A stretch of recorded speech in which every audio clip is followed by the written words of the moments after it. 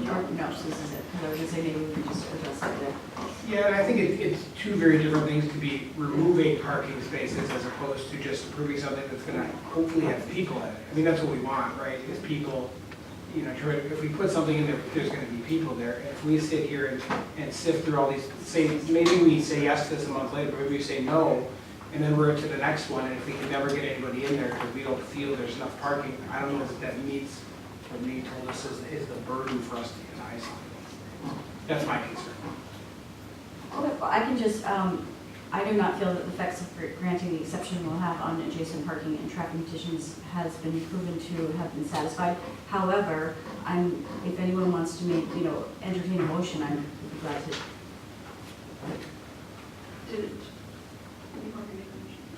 Not on this one.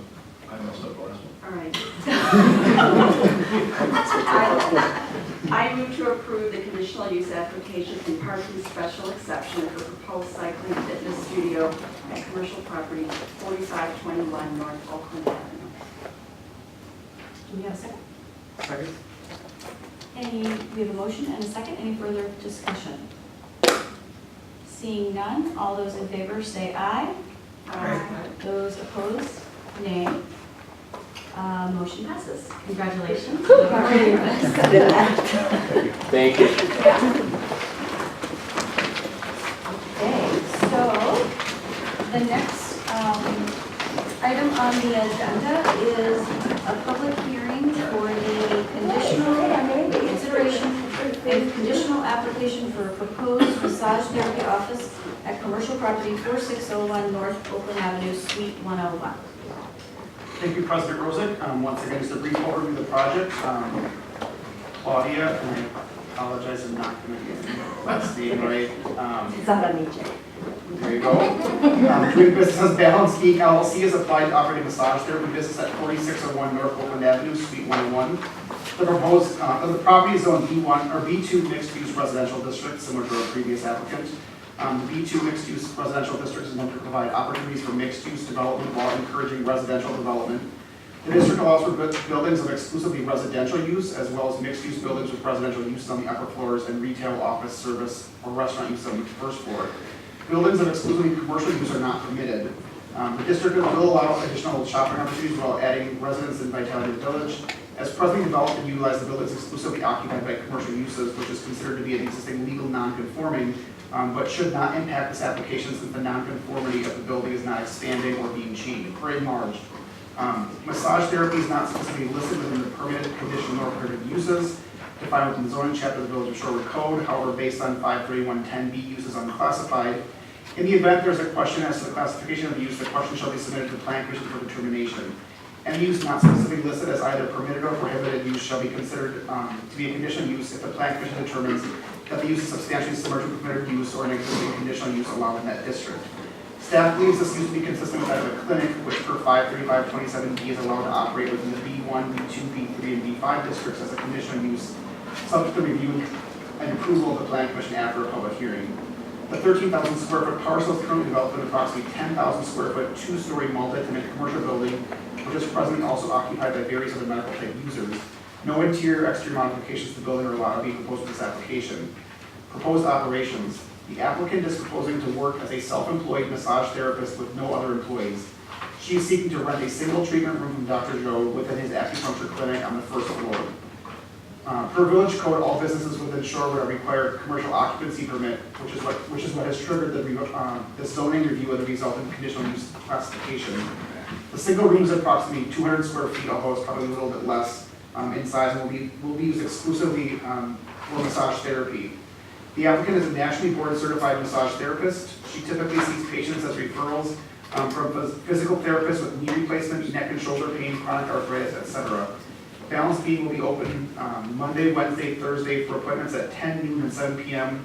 It will also be open from Friday at 10 a.m. and noon for appointments, and Saturday 11 a.m. through 5 p.m. and Sunday 1 to 5 by appointment only. Only one therapist will be practicing from the space, seeing 2 to 3 clients per day, once again by appointment only. Per 53547 D6, medical and dental offices require 4 spaces per practitioner plus 1 space for each additional employee at the time of greatest number of employees present. Based on the proposed operations, this will require 4 off-street parking stalls 12 off-street parking spaces are provided at the site in addition to on-street parking and transit access.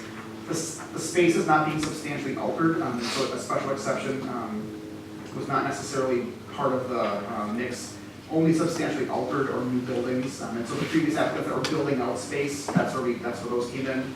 This one is really just occupying a room that's presently existed within an operating building, so nothing much is changing per se, so the parking wasn't specifically in need of review. Based on review of the application, existing site conditions, staff has no objections to proposed operations. Of note, a few officials screened the parking lot or need replacement, however, staff can work on that as an enforcement issue. I'll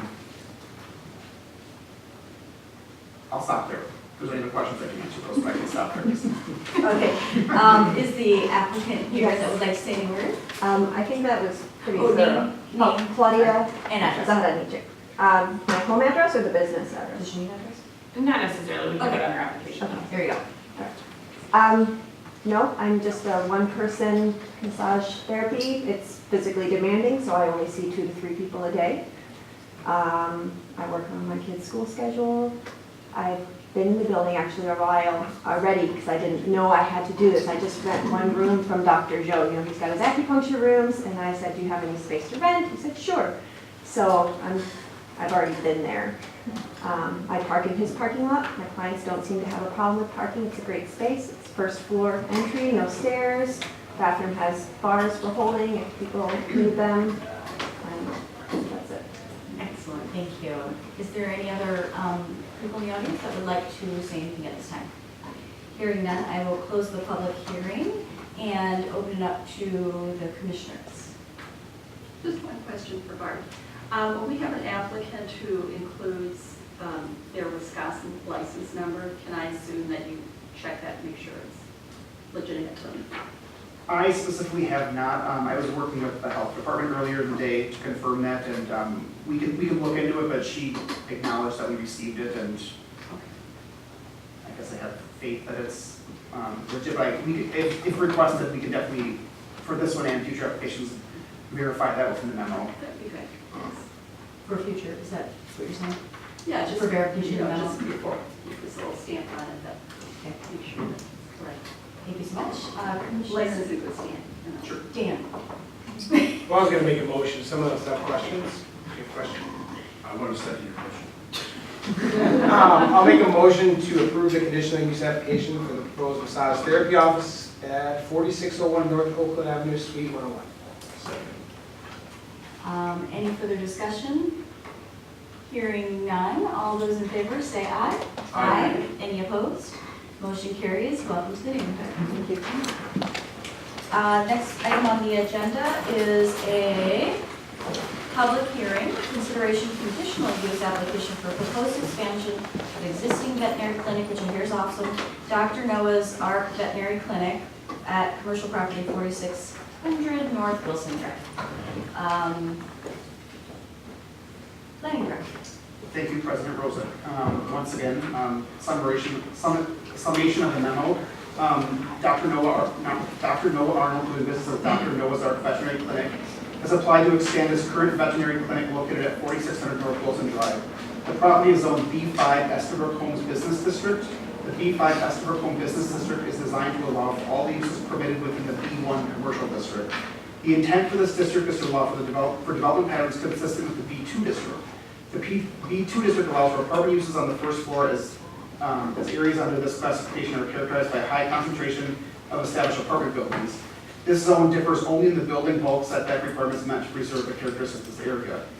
Per 53527D, clinics are allowed in the B1, B2, and B3 districts, but are not expressly listed within the B5 district.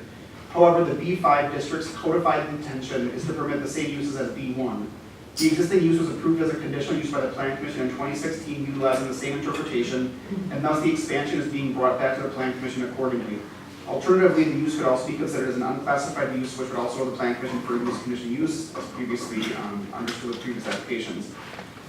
The existing and proposed lease space is located within the parcel that has been developed with a mixed-use multi-tenant commercial building, which also houses Little Sprouts, Play Cafe, and Wanderlust Salon. The expanded vet clinic would take over the tenant space previously occupied by Rainbow Jersey Bicycles. While significant interior modifications are being proposed, floor plans included, The only exterior modification to the building involves a new door in the existing storefront system that will be indistinguishable from the existing system. All permits will be required accordingly. Proposed operations. Dr. Noah's Ark Veterinary Clinic currently operates within a 1,500 square foot tenant space at 4604 North Wilson Drive. This project would expand the tenant space by 5,241 square feet into the neighboring tenant space. The business plan of operations would remain very similar to the existing business with some minor modifications. Currently, Dr. Noah offers full veterinary clinic, including wellness, diagnostic, and surgical appointments. New services would include care for exotics, such as but not limited to birds, reptiles, and rabbits.